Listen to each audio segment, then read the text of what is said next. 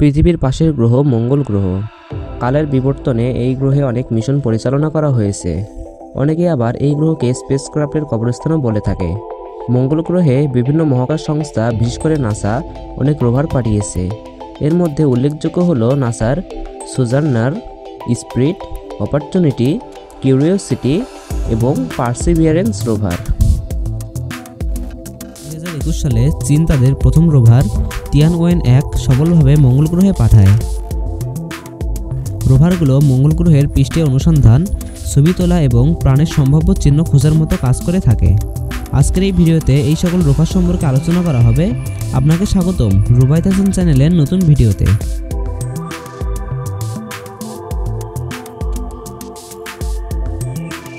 NASA 4 December 1996 সালে Mars pathfinder mission উৎক্ষেপণ করে। এই মিশনের অংশ ছিল সোজার্নার নামের একটি ছোট্ট রোভার, যা 1997 সালের 4 জুলাই সফলভাবে মঙ্গলে অবতরণ করে। সোজার্নার ছিল আকারে ছোট, প্রায় মাইক্রো ওভেনের মতো, আর ভর ছিল প্রায় 11.5 কেজি। এটি সৌরশক্তি ব্যবহার করে শক্তি সঞ্চয় করত। এর সর্বোচ্চ গতি ছিল প্রায় 1 সেন্টিমিটার প্রতি সেকেন্ডে, মানে প্রায় 36 মিটার প্রতি ঘন্টায়। উদাহরণ হিসেবে বললে, যদি কোনো গাড়ি 1 সেন্টিমিটার বাই সেকেন্ড বেগে চলে, তবে 1 সেকেন্ডে 1 সেন্টিমিটার আর 1 ঘন্টায় প্রায় 36 মিটার অতিক্রম করবে। এর গতিতে না গিয়ে চলুন জেনে নেই এর মাধ্যমে মানুষ কী কী সফলতা অর্জন করতে পেরেছে। সোজার্নার ছিল মঙ্গলে পাঠানো প্রথম সফল রোভার। এটি অনেকগুলো শিলা ও মাটির গঠন বিশ্লেষণ করেছিল এবং প্রায় 550টি ছবি সোজার্নার মঙ্গলের পৃষ্ঠ থেকে পৃথিবীতে পাঠিয়েছিল।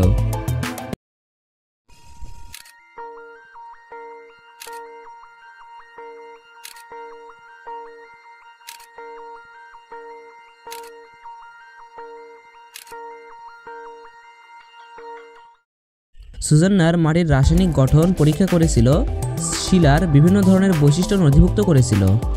সোজার্নার মঙ্গলে অনেক শিলা পরীক্ষা করেছিল। এর পরের মিশন স্পিরিট। চলুন জেনে নেই স্পিরিট রোভারের কাজ কী ছিল। 10 জুন 2003 সালে স্পিরিটকে পৃথিবী থেকে মঙ্গল গ্রহে পাঠানো হয়। স্পিরিট রোভারের মিশনের নাম ছিল নাসা মার্স এক্সপ্লোরেশন রোভার, সংক্ষেপে MER।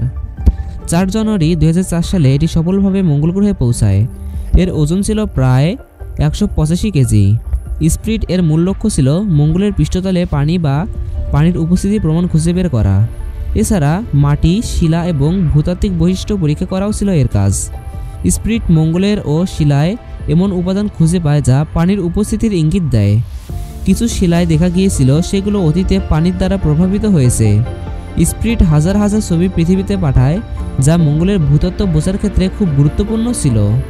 স্পিরিটকে মূলত 90 দিনের জন্য পরিকল্পনা করা হয়েছিল, তবে চমকপ্রদ বিষয় হলো এটি একটানা 6 বছর কাজ করে গিয়েছে।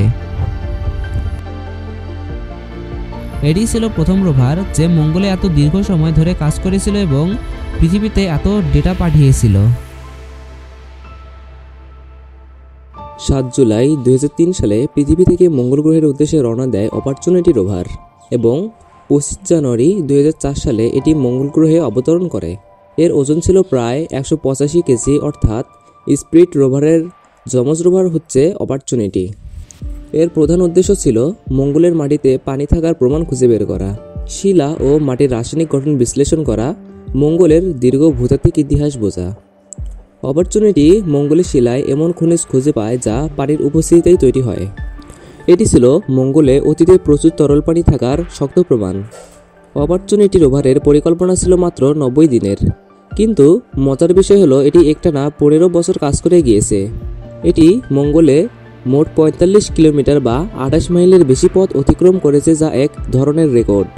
অপরচুনিটি প্রায় 2,17,000 ছবি পৃথিবীতে পাঠিয়েছে। অনেক প্যানোরামিক ভিউ তৈরি করেছে, যা বিজ্ঞানীদের মঙ্গলকে নতুনভাবে জানতে সাহায্য করেছে। জুন 2018-তে মঙ্গলে একটি ভয়াবহ ঘূর্ণিঝড় শুরু হয়। ধুলো সূর্যের আলো আটকে দেয়, ফলে অপরচুনিটির সৌর প্যানেল বিদ্যুৎ তৈরি করতে পারেনি। নাসা বহুবার যোগাযোগের চেষ্টা করলেও আর সাড়া পাওয়া যায়নি। My battery is low and it's getting dark.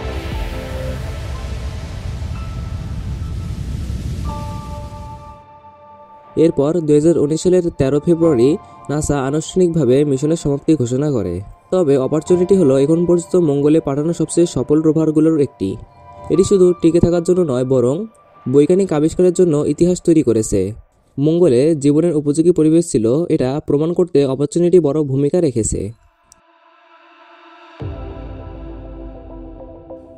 26 জানুয়ারি 2011 সালে মঙ্গলের উদ্দেশ্যে রওনা দেয় কিউরিওসিটি রোভার এবং 6 আগস্ট 2012 সালে এটি মঙ্গল গ্রহে অবতরণ করে। এটি আগের রোভারগুলোর থেকে অনেক ভারী এবং বড় ছিল এবং এর ভর ছিল 900 কেজি। অন্যান্য রোভারগুলোতে সৌরশক্তি ব্যবহার করা হলেও এখানে ব্যবহার করা হয়েছিল radio isotope thermo electric generator, সংক্ষেপে আরটিজি, যা পারমাণবিক শক্তি ব্যবহার করে চলে। এর উদ্দেশ্য ছিল মঙ্গলে কোনোদিন জীবনের উপযোগী পরিবেশ ছিল কিনা সেটা খুঁজে বের করা, মাটির, শিলার এবং বায়ুমণ্ডলের রাসায়নিক গঠন বিশ্লেষণ করা ও রেডিয়েশন মাপা, অর্থাৎ ভবিষ্যতে মানুষ মঙ্গলে গেলে কতটা ঝুঁকি হতে পারে তা বোঝা। কিউরিওসিটি গ্লেড ক্রেটার এর মাটিতে কাদামাটি আর খনিজ খুঁজে পায়, যা শুধু পানির উপস্থিতিতেই তৈরি হতে পারে। এবং চমৎকার বিষয় হচ্ছে carbon, hydrogen, oxygen, sulphur, nitrogen, phosphorus এই সব ধরনের জীবনের জন্য দরকারি মৌল খুঁজে পায় কিউরিওসিটি রোভার। প্রমাণ মেলে যে মঙ্গলে আগে হ্রদ ও নদী ছিল, কারণ শিলা ও মাটিতে পানির রাসায়নিক ছাপ পাওয়া যায়। যখন দীর্ঘকাল ধরে কোনো পাথরের উপর দিয়ে পানি প্রবাহিত হয়, তখন পাথরটি গোলাকার হয়ে যায়। এই ঘটনা বিশ্লেষণ করে কিউরিওসিটি প্রমাণ দেয় যে মঙ্গল গ্রহে এক সময় পানির প্রবাহ ছিল। কিউরিওসিটি রোভারটি মঙ্গল গ্রহ থেকে লক্ষাধিক ছবি পৃথিবীতে পাঠিয়েছে। এটি শিলা ড্রিল করে ভেতরের গঠন বিশ্লেষণ করেছে, যা আগের কোনো রোভার এটা করতে পারেনি। কিউরিওসিটিকে বলা হয় ল্যাবরেটরি অফ হুইলস, কারণ এতে 10টির বেশি উন্নত বৈজ্ঞানিক যন্ত্রপাতি আছে। এটা কেবল ঘোরাফেরা করে না, বরং রাসায়নিক পরীক্ষাগার হিসেবে কাজ করে। 2025 সাল পর্যন্ত এটি এখনও সক্রিয় আছে এবং গবেষণা চালাচ্ছে। 30 জুলাই 2020 সালে পার্সিভিয়ারেন্স রোভার মঙ্গলের উদ্দেশ্যে পৃথিবী থেকে রওনা দেয় এবং 18 ফেব্রুয়ারি 2021 সালে এটি মঙ্গল গ্রহে পৌঁছে যায়। এর ভর অন্যান্য রোভারগুলোর থেকে অনেক বেশি ছিল, প্রায় 1025 কেজি। এর সব বৈজ্ঞানিক যন্ত্র কাজ করার জন্য এবং একে সক্রিয় রাখার জন্য পারমাণবিক শক্তি ব্যবহার করা হয়। অর্থাৎ কিউরিওসিটি রোভারে যে বিদ্যুৎ শক্তি ব্যবহার করা হয়েছিল, পার্সিভিয়ারেন্স রোভারেও একই শক্তি ব্যবহার করা হয়েছে। পার্সিভিয়ারেন্স রোভারের প্রধান উদ্দেশ্য ছিল মঙ্গলে অতীতে ক্ষুদ্র জীবের চিহ্ন খোঁজা, মাটি ও শিলার নমুনা সংগ্রহ করা, যা ভবিষ্যতে পৃথিবীতে ফিরিয়ে আনতে হবে, মঙ্গলের ভূতাত্ত্বিক ইতিহাস অধ্যয়ন করা এবং ভবিষ্যৎ মানব মিশনের জন্য নতুন প্রযুক্তি পরীক্ষা করা। পার্সিভিয়ারেন্সের সঙ্গে ছোট্ট হেলিকপ্টার পাঠানো হয়েছিল। এটি মঙ্গলে প্রথমবারের মতো আকাশে উড়ে ইতিহাস তৈরি করে। এর পরের ভিডিও পার্সিভিয়ারেন্সের হেলিকপ্টার নিয়ে তৈরি করা হবে। পার্সিভিয়ারেন্স রোভার মঙ্গলের কার্বন ডাই অক্সাইড থেকে সামান্য পরিমাণ অক্সিজেন তৈরি করতে সক্ষম হয়েছে। এটি করার কারণ হলো ভবিষ্যতে মানুষকে যখন মঙ্গল গ্রহে পাঠানো হবে, তখন তাদের শ্বাস নেওয়া ও রকেটের জ্বালানি কাজে এটি যেন তারা কাজে লাগাতে পারে। পার্সিভিয়ারেন্স হলো মঙ্গলে পাঠানো সবচেয়ে উন্নত রোভার। এতে সুপার ক্যাম, ম্যাস্ট ক্যাম, জেট, PIXL এর মতো উন্নত বৈজ্ঞানিক যন্ত্রপাতি আছে। এটি এখনও 2025 সাল পর্যন্ত সক্রিয়ভাবে কাজ করছে। মঙ্গল গ্রহে পাঠানো রোভারগুলোর মাধ্যমে আমরা জানতে পেরেছি মঙ্গল গ্রহ একসময় কী অবস্থায় ছিল। হয়তো কখনো মঙ্গলে পানি ছিল, সমুদ্র ছিল, কিন্তু হাজার হাজার লক্ষ লক্ষ বছর পরে এসে মঙ্গল গ্রহটি একদম জীবনহীন হয়ে গিয়েছে। তবে হয়তো বা ভবিষ্যতে বিজ্ঞানীরা উন্নত প্রযুক্তির মাধ্যমে মঙ্গলকে পৃথিবীর মতো করতে না পারলেও মানুষের বসবাসের উপযুক্ত করতে পারবে।